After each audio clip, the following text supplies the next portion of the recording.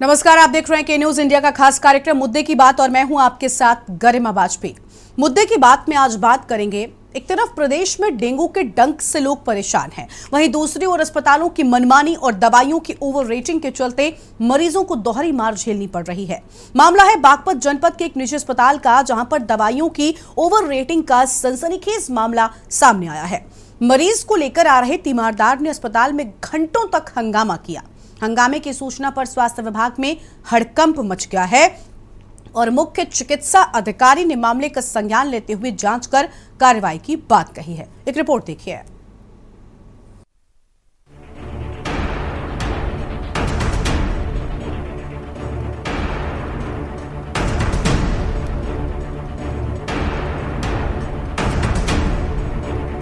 दरअसल आपको बता दें कि पूरा मामला बड़ौद कोतवाली क्षेत्र की बावली चुंगी पर स्थित एक मेमोरियल हॉस्पिटल का है, जहां बुखार से पीड़ित एक महिला उपचार कराने के लिए अस्पताल में आई थी। चिकित्सकों ने बीमार महिला का चेकअप करने के बाद इंजेक्शन के लिए तीमारदार से कहा। अस्पताल में ही बने मेडिकल स्टोर से तीमारदार इंजेक्शन लेकर आ गया। आरोप है कि मेडिकल स्टोर के संचालक ने 268 रुपए का इंजेक्शन का मूल्य 447 रुपए जोड़ दिया। हालांकि तीमारदार ने 4 से 5 इंजेक्शन लिए थे, जिसका बिल हजारों में बैठ गया।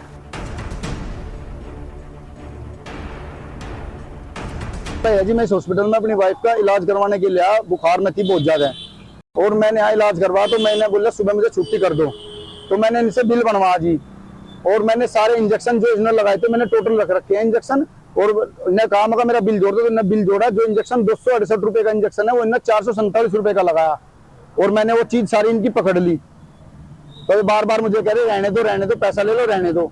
मैंने पैसे की टाल कर दी। भाई सबका जीवन है, सब आते हैं, इंसान गरीब आता है, अमीर आता है, लेकिन ऐसा नहीं करना चाहिए ना। वहीं दूसरी ओर मेडिकल संचालक ने तीमारदार से पैसे की मांग की।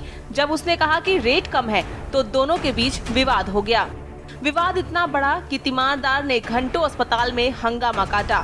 मामले की सूचना पर मुख्य चिकित्सा अधिकारी डॉक्टर महावीर सिंह ने पूरे मामले का संज्ञान लिया है और जांच कर कार्रवाई की बात कही। देखिए, मुझे अभी इसके बारे में जानकारी नहीं है। अब इसके बारे में जानकारी कर जांच की जाएगी, जो भी तथ्य सामने आएंगे उन पर कार्रवाई होगी।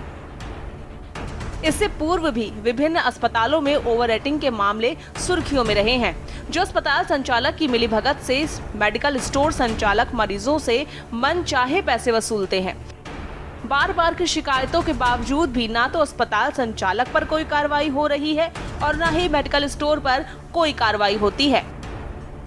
अपने मरीजों का इलाज करा रहे तीमारदारों का कहना है कि निजी अस्पताल के संचालक मेडिकल स्टोर के संचालक से मिलीभगत करते हैं और वही दवाई लिखते हैं जो मेडिकल स्टोर पर उपलब्ध होती है। मेडिकल स्टोर से अस्पताल का कमीशन पहले ही निर्धारित है। प्रदेश में डेंगू के डंक से लोग जूझ रहे हैं, तो वहीं अस्पताल की मनमानी और दवाइयों की ओवर रेटिंग के चलते मरीजों की दोहरी मार झेलनी पड़ रही है, जिस पर लगातार स्वास्थ्य विभाग चुप्पी साधे हुए है। ऐसे मामले ने स्वास्थ्य विभाग पर सवालिया निशान खड़ा कर दिया है। स्पेशल रिपोर्ट के न्यूज इंडिया।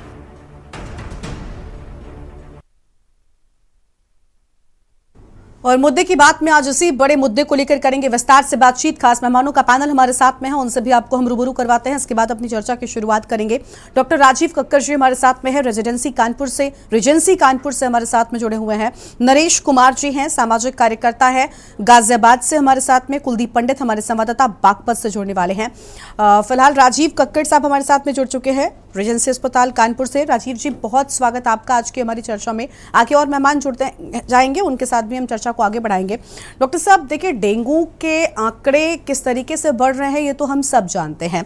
एक मरीज या उसके परिजन, जब किसी को भी डेंगू होता है तो सिर्फ मरीज ही नहीं झेलता, मरीज बीमारी से लड़ रहा होता है, लेकिन जो परिजन होते हैं वो अन्य चीज़ों से लड़ रहे होते हैं। उसको ठीक इलाज मिल पाए, अस्पताल में उसका इलाज हो पाए, ठीक दवाइयाँ हों, वो ठीक तरीके से रिकवर कर पाए, सबको लेकर परिजन एक लंबी लड़ाई लड़ते हैं। लेकिन ये जो मामले सामने आ रहे हैं अस्पतालों की मनमानी के, आप इस पर क्या कहेंगे? क्योंकि होता है ना कि चाहे जब इंसान को बीमारी आती है उस वक्त दवाओं के साथ साथ दुआओं की भी जरूरत होती है। हर व्यक्ति ये चाहता है कि मरीज ठीक हो जाए। कई ऐसे लोग होते हैं जो मनमानी फीस भरने को तैयार होते हैं, मनमांगे पैसे भी देने को तैयार होते हैं, लेकिन बहुत से ऐसे लोग भी होते हैं जो सब कुछ अफोर्ड नहीं कर सकते। ऐसे मामलों में अस्पतालों की आखिर संवेदनशीलता क्यों मरती जा रही है? बिल्कुल ठीक कहा है। आजकल वायरल इन्फेक्शन है, डेंगू है, चिकनगुनिया है, अभी कुछ दिन पहले कोविड था। तो ये इन्फेक्शन की दर बढ़ रही है, महामारी बढ़ रही है, लोग परेशान हैं। तो जैसा कि मालूम है कि डेंगू एक वायरल इन्फेक्शन है, इसमें बहुत ज़्यादा एंटीबायोटिक की ज़रूरत नहीं होती है, फिर भी कभी-कभी सेकेंडरी इन्फेक्शन हो जाता है या मिक्स्ड इन्फेक्शन होता है, स्पेशली उन लोग जो कि इम्यूनो कॉम्प्रोमाइज़ हैं, डायबिटिक हैं, ब्लड प्रेशर है या हार्ट से संबंधित बीमारियां हैं या सीओपीडी है, प्रेगनेंसी है, बच्चे जिनकी इम्यूनिटी कम होती है उसमें मिक्स्ड इन्फेक्शन होता है, वहाँ पे एंटीबायोटिक की ज़रूरत होती है। अगर हम डेंगू या कोई भी वायरल इन्फेक्शन की बात करें तो बहुत हल्की एंटीबायोटिक की ज़रूरत होती है, जैसे एजिथ्रोमाइसिन या डॉक्सीसाइक्लिन, बहुत एक्सपेंसिव नहीं होती है। लेकिन ये बात आपकी ठीक है कि अगर कोई महामारी है तो हम लोगों को जनता का ध्यान रखना चाहिए, बहुत एक्सपेंसिव मेडिसिन का उपयोग नहीं करना चाहिए।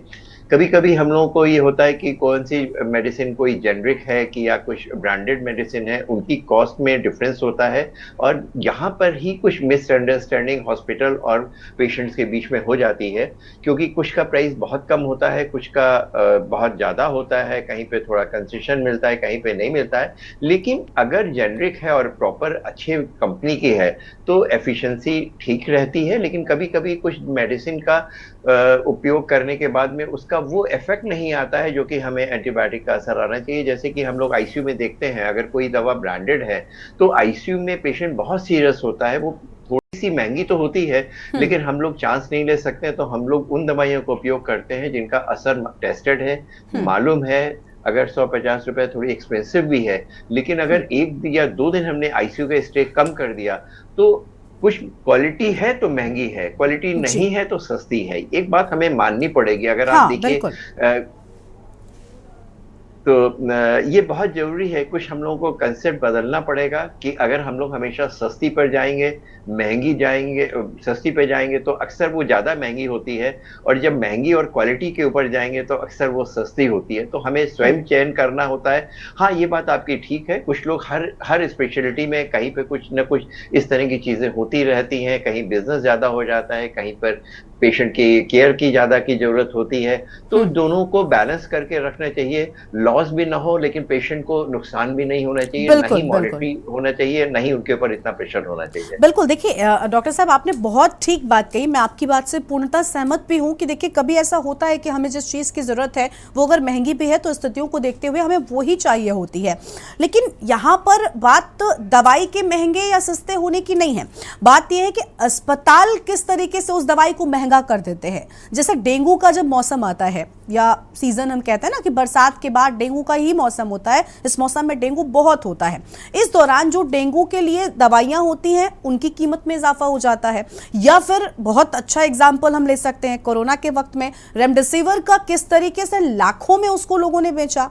ये जो संवेदनशीलता मर रही है अस्पतालों की, क्योंकि मौके को देखते हुए कहीं ना कहीं, आप एक डॉक्टर हैं, आप इस चीज को बहुत बेहतर समझेंगे, मैं जानती हूँ आप एक बहुत अच्छे अस्पताल से हैं और काफी चीजें वहां पर हैं, लेकिन बावजूद इसके कई अस्पतालों में ये होता है और उन अस्पतालों के चलते सभी अस्पताल कटघरे में खड़े हो जाते हैं, सभी पर सवाल उठने लग जाते हैं। इस बात को स्वीकार करेंगे आप? हाँ, बिल्कुल आपकी बात सही है कि हर जगह कुछ ना कुछ प्रॉब्लम रहती है। सबको जनरलाइज तो नहीं कर सकते। जहाँ तक डेंगू के समय की बात है तो हम लोग के रेमडेसिविर की कभी भी कॉस्ट बढ़ाई नहीं गई है। रेमडेसिविर है, टोसिलुज़ुमैब है या आईवी जो इम्यूनोग्लोबुलिन्स था, उनकी सबकी प्राइस वही रही है। हम लोगों को नहीं ऑक्सीजन की कभी महसूस हुई, नहीं कभी दवा की कमी। ना केवल अस्पताल प्रशासन ने हम लोग को दवा की कमी महसूस होने दी और नहीं मेडिसिन का दाम कभी बढ़ाया गया। अगर मेडिसिन का कहीं दाम ज़्यादा लिया जा रहा है, गलत है, लेकिन जो प्रिंटेड रेट से ज़्यादा तो बिल्कुल भी नहीं लेना चाहिए। मेडिसिन का कभी ब्लैक नहीं होना चाहिए, नहीं मेडिसिन का, ना अस्पताल में उपयोग होने वाली ऑक्सीजन का, नहीं उस समय जो लोगों को ऑक्सीजन कंसंट्रेटर की जरूरत थी उनका। अगर वो है गलत है, इसके ऊपर गवर्नमेंट सजग है, कार्रवाई भी होती है और कभी कभी वो गलत होता है। हम आपकी बात से बिल्कुल सहमत हैं, जी। ऐसा नहीं होना चाहिए। लेकिन बस वही है कि हम कहाँ पे गए हैं, किस जगह पे क्या करा जा रहा है, इस बात का है। अगर कोई चीज गलत है तो उसका जरूर हम बिल्कुल आपके साथ में हैं कि जनता को इस बात की बिल्कुल भी कठिनाई नहीं होना चाहिए। हर चीज के प्राइस रेगुलेट होने चाहिए। बीमारी या महामारी के समय बिजनेस नहीं करना चाहिए और जनता के साथ में, उनके साथ में खड़े होकर के देखना चाहिए। जैसे टेबल के आप कभी इस पार होते हैं, कभी उस पार भी होते Exactly. हैं। आप डॉक्टर हैं, अपने शहर में हैं, कभी आपको किसी मेडिकल एड के लिए दिल्ली, मुंबई या बाहर भी जाना पड़ता है, उस समय आप पेशेंट की तरह रहते हैं और तब बिल्कुल। आप रियलाइज करते हैं कि चीजें गलती होती हैं, कहीं ना कहीं कुछ ना कुछ खामियां होती हैं। लेकिन ये कम्युनिकेट होना, डॉक्टर तक उसके इंफॉर्मेशन पहुंचना, हॉस्पिटल एडमिनिस्ट्रेशन तक उसको इंफॉर्मेशन पहुंचना, जिससे कि वो उसके ऊपर स्वयं कार्रवाई कर सके। कभी कभी डॉक्टर, हॉस्पिटल या हॉस्पिटल एडमिनिस्ट्रेशन को मालूम नहीं पड़ता है, लोअर लेवल में, स्टाफ लेवल में या मेडिकल काउंटर लेवल पे कुछ चीजें गलतियां होती हैं, कुछ चोरियां होती हैं। अगर आप डॉक्टर या हॉस्पिटल एडमिनिस्ट्रेशन को बताएंगे तब वो चीजें बिल्कुल, यानी एक तरफ समाधान हो हॉस्पिटल सकता है। एडमिनिस्ट्रेशन को भी इन सारी चीजों से अवगत कराना जरूरी हो जाता है और अगर ऐसा कुछ होता है तो आप प्रशासन के पास भी जा सकते हैं, अपनी बात कह सकते हैं, शिकायत दर्ज करवा सकते हैं, क्योंकि ये चीजें अपराध की श्रेणी में आती हैं जो नहीं होनी चाहिए। राजीव जी, आपके पास लौटेंगे। हमारे साथ में हमारे संवाददाता बागपत से कुलदीप पंडित जुड़ चुके हैं। कुलदीप, स्वागत आपका भी। कुलदीप, बागपत में जिस तरीके से मरीजों के साथ, तीमारदारों के साथ ये धोखे का खेल हो रहा है, ये धंधा हो रहा है दवाइयों का, इस पर क्या एक्शन लिया गया है? क्योंकि मनमाने तरीकों से दवाओं के दाम बढ़ाने पर लगाम है, यह अपराध की श्रेणी में आता है। बावजूद इसके लगातार मनमाने रेट पर दवाइयों की बिक्री हो रही है और काउंटर्स पर इस तरीके की तस्वीरें सामने आई हैं। क्या कुछ एक्शन ले रहा है प्रशासन भला? जी गरीब, मैं आपको बता दूं कि जिस तरह से तस्वीरें आ रही हैं, बड़ौद के एक हॉस्पिटल का जो निजी अस्पताल था, निजी अस्पताल का पूरा मामला था, जहां पर जो रेट मतलब जिसका 2400 रुपये रेट का 3000 रुपये रेट कर दिया, जिसका 3000 रुपये रेट का 7000 रुपये कर दिया। और इस तरह से ही क्योंकि दवाई का जो सैंपल होते हैं, जो पर्चे होते हैं, वो उन्हें जो मरीज होते हैं या मरीज के तीमारदार होते हैं, वो उनको नहीं रखते हैं। वो क्या करते हैं कि वो बाद में बिल बनता है तो बिल में जितना पेमेंट वो जोड़ते हैं उतना पेमेंट देकर वो चले जाते हैं। इतना ही नहीं गरिमा जी, मैं आपको बताना चाहूंगा कि यहाँ पर जितने अस्पताल, निजी अस्पताल हैं, इन सब का अस्पतालों का कॉन्टैक्ट एक मेडिकल स्टोर से होता है और वही मेडिकल स्टोर होता है जिस पर वो दवाई लिखते हैं, वही दवाई उन मेडिकल स्टोर पर ही मिलती है और किसी मेडिकल स्टोर पर वो दवाई भी उपलब्ध नहीं होती है और उस पर मन चाहे वो पैसे वसूल करते हैं। ज्यादातर महंगाई है और लोगों के पास महंगाई के समय में अपना खर्च चलाना बहुत मुश्किल होता है, लेकिन ऐसे समय में जो डॉक्टर है, जिसे भगवान का एक रूप दिया जाता है, और वो इस तरह से खुलेआम लूट मिटाई करते हैं। हालांकि इस संबंध में जब शिकायत सीएमओ को मिली, जो मुख्य चिकित्सा अधिकारी डॉक्टर महावीर सिंह थे, उन्होंने इसमें बड़ा एक्शन लिया है और उसमें उसकी पूरे मामले की जांच बिठाई है। जांच बिठाने के बाद उस पर कार्रवाई की बात भी वो कह रहे हैं। हालांकि कल और आज भी जो टीम अलग अलग बनाई गई है, जो यही अस्पताल नहीं है और अलग जो अस्पताल है उन पर भी जांच की जा रही है। जी बिल्कुल, यानी साफ तौर पर प्रशासन देखिए एक्शन मोड में नजर आ रहा है, जांच भी हो रही है और जांच होनी चाहिए। साथ ही साथ ऐसे अस्पतालों पर लगाम भी लगनी चाहिए ताकि स्वास्थ्य विभाग पर विश्वास जो है वो आम जनता का हो सके। राजीव जी हमारे साथ में लगातार बने हुए हैं। राजीव जी, देखिए हमने बात की ना कि देखिए मनमाने तरीके अपनाने नहीं चाहिए, मरीजों को दिक्कत होती है, तीमारदारों को दिक्कत होती है, लेकिन कुछ चीज़ें ऐसी होती है ना, जैसे आपने अभी कहा ना कि क्वालिटी को लेकर भी कई बार कंफ्यूजन होता है। कॉपी आ जाती है बाजार में दवाइयों की भी, कोई भी टैबलेट है या कोई भी जो दवाइयां हैं, इनकी कॉपी आ जाने से परेशानी होती है। जो रियल है वो महंगी होती है जबकि कॉपी सस्ती बिकने लगती है। क्या ऐसे मामलों में मरीजों को सतर्क रहना चाहिए? किस तरीके से इस बात की जानकारी होनी चाहिए कि भला जो दवाई सही है वही उनके लिए ठीक है? क्या इस पर भी कोई एक्शन लिया जा सकता है?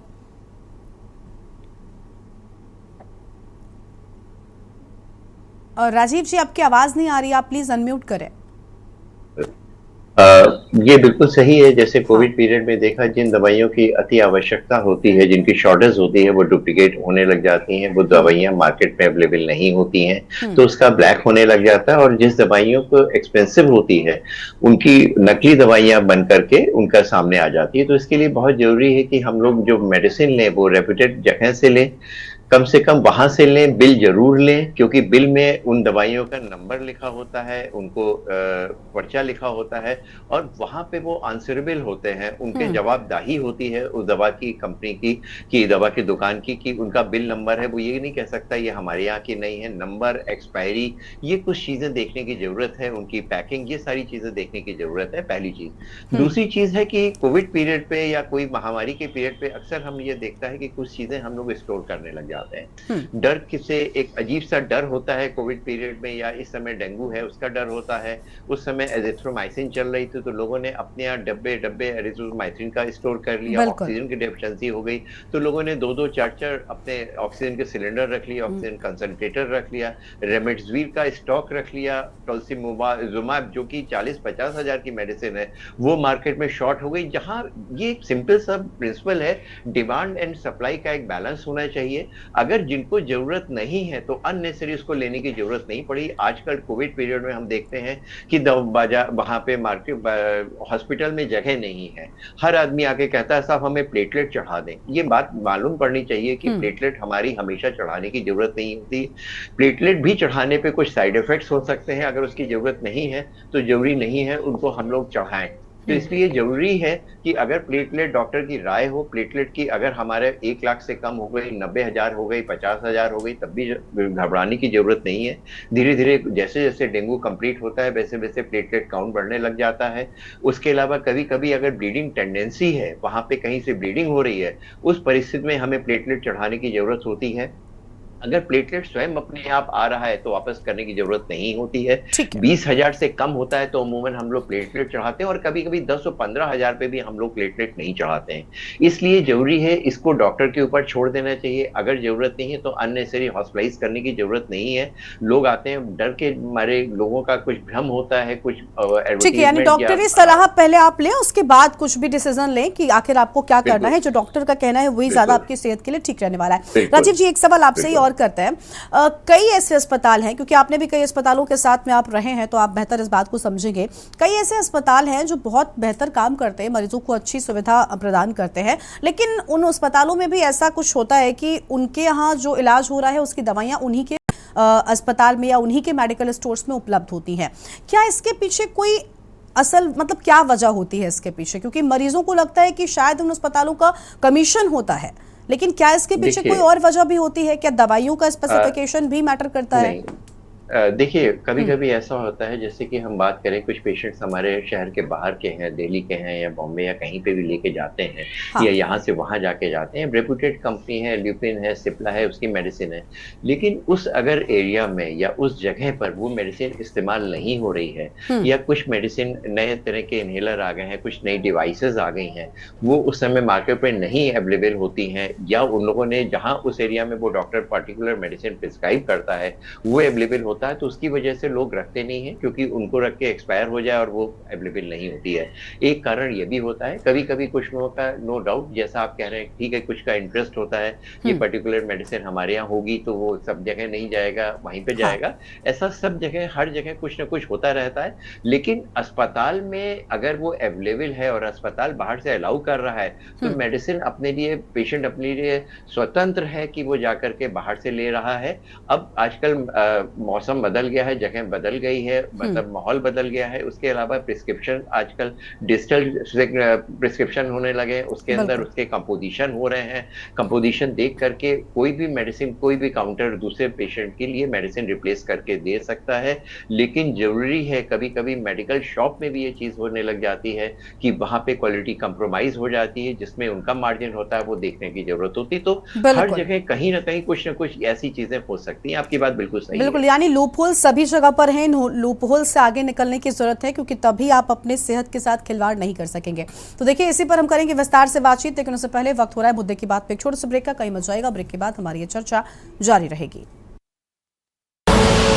आप देख रहे हैं के न्यूज, खबरों का सारथी।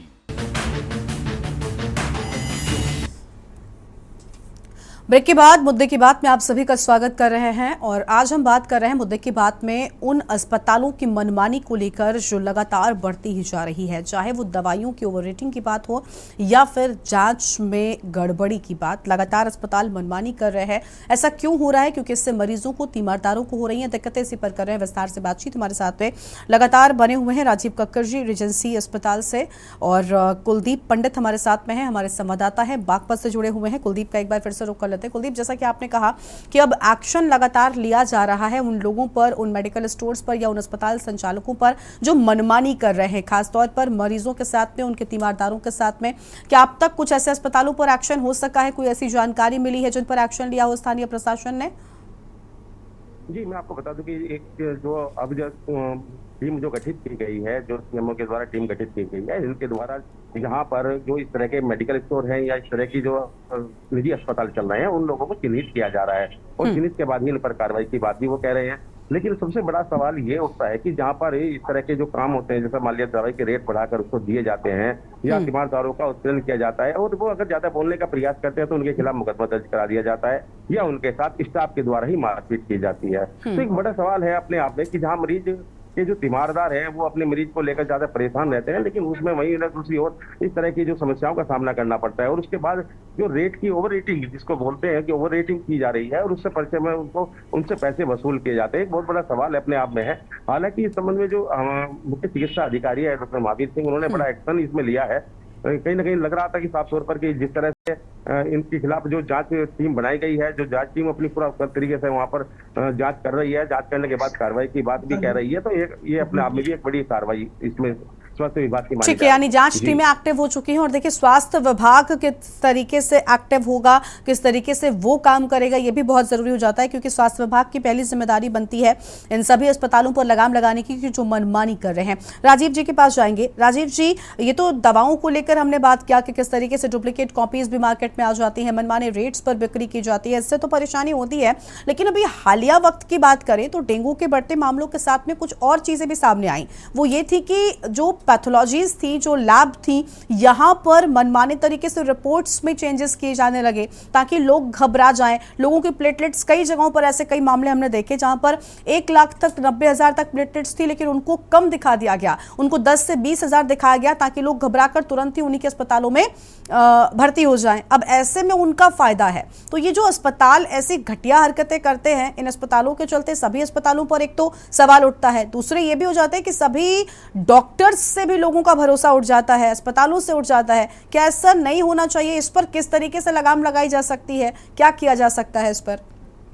देखिए, आपकी बात कुछ इसमें समझने की भी जरूरत है कि ऐसा होता नहीं है कि कोई इंटेंशनली करे। हो सकता है कुछ ऐसे केसेस हों, इन मेरे माई नॉलेज ऐसा ज़्यादा नहीं है ऐसी चीज़ें, लेकिन कुछ चीज़ें समझने की ज़रूरत है। जैसे कि जो प्लेटलेट हम लोग जो टेस्ट करते हैं, जहाँ पे भी पैथोलॉजिस्ट टेस्ट करते हैं, वो एक मशीन से टेस्ट करा जाता है और जब वो कहीं पे ट्रांसफ़र करा जाता है तो वो प्लेटलेट आपस में चिपक सी जाती हैं और जब उनको मशीन से देखा जाता है तो अक्सर 2 या 3 या 4 प्लेटलेट चिपक करके एक रीडिंग देती है। तो जिस समय ये महामारी होती है, जैसे हमारे हॉस्पिटल में होती है, तो पहले जो मशीन की रिपोर्ट है वो फौरन आ जाती है क्योंकि उसमें जरूरत एक्शन लेने की जरूरत होती है। वो एक प्रोविजनल रिपोर्ट होती है। उसके बाद हर रिपोर्ट कर पैथोलॉजिस्ट, काफी पैथोलॉजिस्ट हैं, वो हर रिपोर्ट को देख करके उसको स्लाइड से मैनुअली चेक करते हैं। एक एक फील्ड को 10 से 15 बार करते हैं, उसके बाद मल्टीप्लाई करके करते हैं, तब उसकी डेफिनेट एक रिपोर्ट आती है। तो इसमें जो प्लेटलेट के काउंट होते हैं 10 से 20,000 में वेरिएशन हो सकता है, लेकिन अगर हम ये कहें कि वो 20,000 है और 1.5 लाख थी तो वो पॉसिबल नहीं है। 10,000, 15,000, 20,000 के वेरिएशन पॉसिबल है, 5,000 के वेरिएशन पॉसिबल है। वो डिपेंड करता है कि हमने मैनुअली उसको चेक करा है कि नहीं करा है। बहुत सारे ऐसे कलेक्शन सेंटर्स होते हैं जहां पे डॉक्टर्स नहीं चेक करता है। तो जिस समय महामारी होती है, जिस समय डेंगू होता है, प्लेटलेट फॉल कर रही होती है, तो जरूरी है कि हम लोग को 2 बार एक उसको मैनुअली भी चेक करना चाहिए। मशीन की एक रिपोर्ट अलग होती है, उसके बाद इसकी भी रिपोर्ट चाहिए, तो उसमें लिख के दिया जाता है this is a provisional report. वो कंप्यूटर का प्रिंट आउट निकलता है, क्लियर कट होता है this is a computer print out, and बाद में जो जो होते हैं मैन्युअली चेक बाय डॉक्टर, और कभी कभी अगर उसमें ज्यादा डाउट होता है तो दोबारा सैंपल लेकर के हमारे हॉस्पिटल में करा जाता है, और उसमें एक नहीं 2 या 3 पैथोलॉजिस्ट के सिग्नेचर होते हैं। कभी कभी उसको उस फील्ड को 2 या 3 बार देखा जाता है। और इस बात को भी होता है कि कभी आपका ब्लड लिया गया, कलेक्शन सेंटर पर रखा गया, 24 या 48 घंटे बाद पैथोलॉजिस्ट के पास भेजा गया, उस समय उनकी रिपोर्ट में वेरिएशन हो सकता है, जो कि अब दूसरे या तीसरे पैथोलॉजिस्ट के यहाँ दूसरे दिन कराया जाए तो यह हो सकता है प्लेटलेट फॉल कर गई है या प्लेटलेट इंप्रूव कर गई है। कभी कभी ऐसा भी होता है कि मिसअंडरस्टैंडिंग होती है, सवेरे शाम की रिपोर्ट में फर्क होता है। आज रिपोर्ट करी गई है, उसमें 75,000 काउंट आया, और एक दिन बाद 12 घंटे बाद देखी गई वो 1.25 लाख आया, तो वो पेशेंट को बाउंस बैक करता है, प्लेटलेट ऑटोमेटिकली बिना even without any treatment platelet बढ़ने लग जाती। तो दोनों रिपोर्ट ठीक थी, लेकिन उसमें टाइम का फर्क था। कभी कभी लैब का फर्क होता है, टाइम का फर्क होता है, कितनी देर बाद उसी ब्लड को अगर हम 2 बार में टेस्ट कराएं तो उसमें वेरिएशन मिल सकता है, क्रॉस चेक करा गया है कि नहीं करा गया है। काफी ऐसी टेक्निकल चीजें होती हैं जो कि हम लोग को शायद नहीं मालूम होता है, वो एक मिसअंडरस्टैंडिंग होती है और उनको डॉक्टर्स को ब्लेम कर दिया जाता है। हम ये नहीं कह रहे हैं कि कहीं गलती नहीं होती, हो सकता है पेरिफेरीज में या छोटे हॉस्पिटल या कहीं पे कुछ गलतियां हो रही हो, लेकिन सबको इस तरह से करा जाए तो पहले टेक्निकलिटी समझी जाना चाहिए कि एक्चुअली होता क्या है, टेस्टिंग कैसे होती है, उसका किस तरह से वेरिएशन होता है, तब उसके बारे में हम लोग एक्शन लेते हैं। बिल्कुल बिल्कुल। और देखिए जो आपने बातें बताई ना, ये क्योंकि ये आपकी भाषा की बातें हैं, ये डॉक्टरी भाषा है जो डॉक्टर्स बेहतर समझेंगे, और क्यों डिफरेंस आता है वो आपने बहुत अच्छे शब्दों में बताया। खैर, बहुत शुक्रिया आपका हमारे साथ जुड़ने के लिए, अपनी बात रखने के लिए। कुलदीप, आपका भी शुक्रिया हमारे साथ जुड़कर अधिक जानकारी हमारे दर्शकों तक पहुंचाने के लिए। मुद्दे की बात में आज हम बात कर रहे थे कि मरीजों पर एक तरफ बीमारी की मार, दूसरी ओर अस्पतालों की मनमानी की मार। आखिर मरीज इससे कैसे पार पाएंगे, क्योंकि कई ऐसे अस्पताल हैं जहां पर मनमाने पैसों पर दवाइयों की बिक्री हो रही है, मनमाने पैसों पर जांच हो रही है। एक तरफ मरीज बीमारी से परेशान है, लेकिन दूसरी ओर अस्पतालों की ये संवेदनशीलता बढ़ती जा रही है जो मरीजों को और ज्यादा परेशान कर रही है। मुद्दे की बात में आज इतना ही। तमाम खबरों के लिए आप देखते रहिए AK न्यूज़ इंडिया। नमस्कार।